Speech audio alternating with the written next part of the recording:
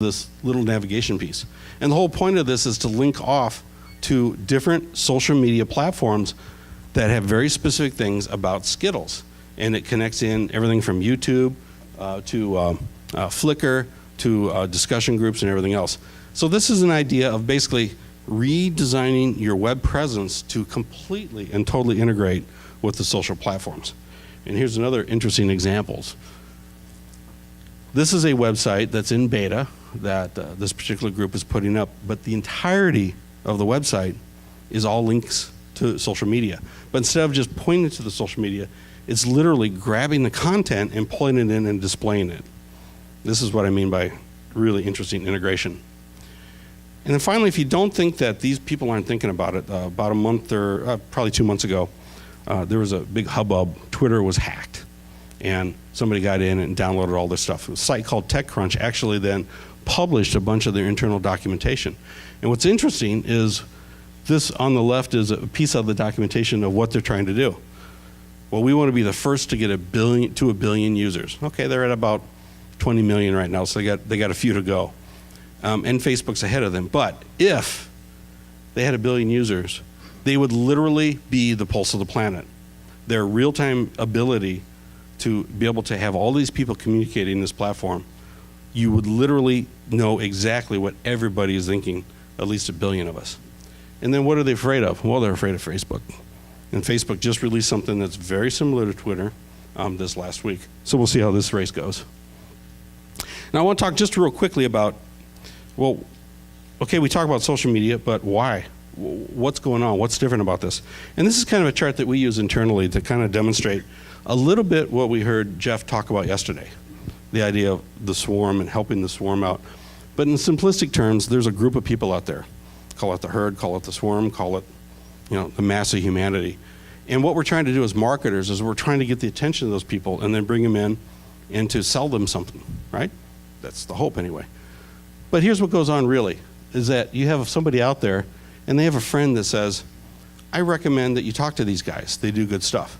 And then they contact us, and hopefully we give them very good product, very good service, and they're a happy customer, and they go back out into the herd. Now they're talking about you. They're influencing their friends. They're making recommendations, and you want to make sure that that recommendation is a positive recommendation. And that's what this is all about. How do we ensure that the recommendations are positive by the influence we can create in our brand activities? And I would suggest that all things that we do interacting with the customers define our brand. It's great. 60 years ago or 40 years ago or 30 years ago, it's all about the creative. It's all about a good logo. It's all about what we can do in advertising to establish brand identity and to control the brand. That's not the case anymore. I'm not sure if it ever was. It's really about people's feelings about their interaction with your company. And there's lots of things that can influence that, but that's really the game we're after. So this is what we do at Trek. What we say is that a major part of what we try to do with our customers is we want to seed the clouds. We want to push information out there, and this could be a variety of different things, and we're trying to show them these different channels. So there's direct mail and email campaigns. There's different types of online advertising. There's there's small commercials that run on YouTube and other types of places. But what we're trying to do is get information out there. The more information, the better. Good information is always good, but we want to push it out there, because if we can get it out there, then we can have people start talking about us and making recommendations and sharing that information with their friends. And ultimately, what we're trying to do is we want to get it out there. We want to not only create a buzz, but we want to be able to sustain this buzz. And we do that through a different, a set of activities. Some of these are old hat. Of course, this is what we're trying to do as marketers, but some of them are new. And part of that is that we want to make sure that the ability for us to influence, which is directly related to our reputation, has to really understand and utilize what's available online, because that's where all these people are at. And so this is a technique that we use. We call it a roadmap, but there's a lot of different uses for it. This is actually a client application that we're putting together, and the idea of this case is that we've had this relationship for years and years and years, but we're in the refresh state of an e-commerce application. And what we're trying to do is define all the different pathways in which we're going to take product information, we're going to push it out, and then we're going to integrate all this. And it's a big mission. It's important to have a strategy, and this is the strategy document. This is the map of the battlefield, so to speak. Once you push all this stuff out, though, it's really vital that you track it. So once all the information goes out there, you need to be able to track what comes back. You need to be able to understand who's doing what and what they're saying and which channels are actually working. And this isn't so much, and I really want to stress this, it's not so much about allocating resources to this channel versus that channel. There's some of that. But it's really about understanding what we need to do in each channel better. Because what's going on right now in cross-media and marketing is multi-channel. So I heard a couple people talk about the impact of multiple channels. I heard the impact of frequency.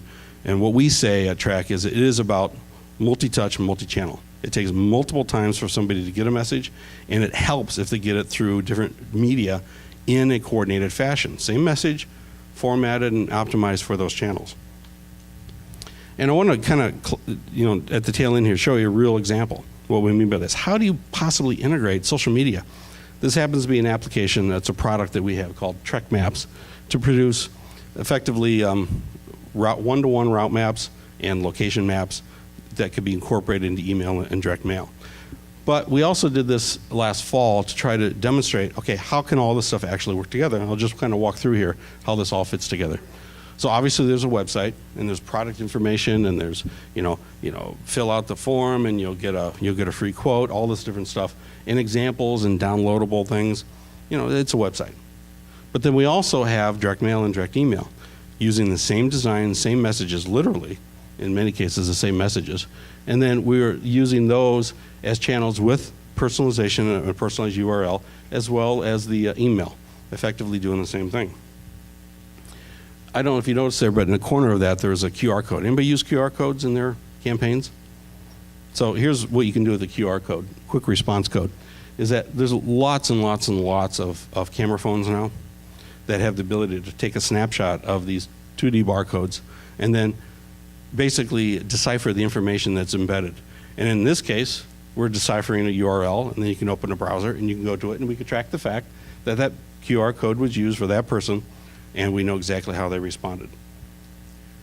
The real quick example, all the information is also available through RSS, which is really important for some of the other steps, especially things like Twitter. So here's an example of how we're using Twitter to be able to push out brand messages.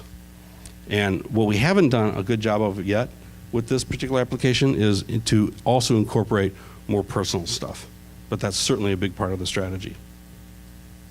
And then Facebook, of course. There's a couple interesting things about Facebook. Number one, obviously, there's all sorts of applications you can tie into Facebook. You can write custom applications. And then you get the benefit of the access to these social networks and these social graphs if you want. The other thing is the ads. And so what's interesting about the experimentation we've done with ads, and I'd like to see if you've done any of this, but the ads are doled up in a different way. And that is, it's not just based on search phrases. It's based on profiles. It's based on conversations. It's about the relevancy goes up really, really high because these ads can be displayed based on very, very, very targeted individuals. Plus, it's based on what they're talking about. But of course, there's Google AdWords. So we do a lot of that with the ability to only pay for those things that generate clicks. But here's what's interesting about Facebook. So, and admittedly, these are very small scale tests, but the response, we track essentially both impressions and click-throughs and conversions. We find that the Facebook responses generate a higher percentage of conversions than the AdWords do. I think it has a lot to do with relevancy. Banner ads, of course. And then just a real quick example of how you can tie some of the stuff together. A lot of people use Google Analytics. This happens to be a site called Quantcast. It's free also. But what it does is it not only tells you what's going on, but tells you a really good idea of the demographics of the people that are actually using your site. What was that? Quantcast. Quant. And I know I'm kind of rushing through this, but I'm hungry. And so the last thing I'm going to show you is just a little video that we found on YouTube not too long ago, but I think it does a really good job of helping us understand why social media is so important.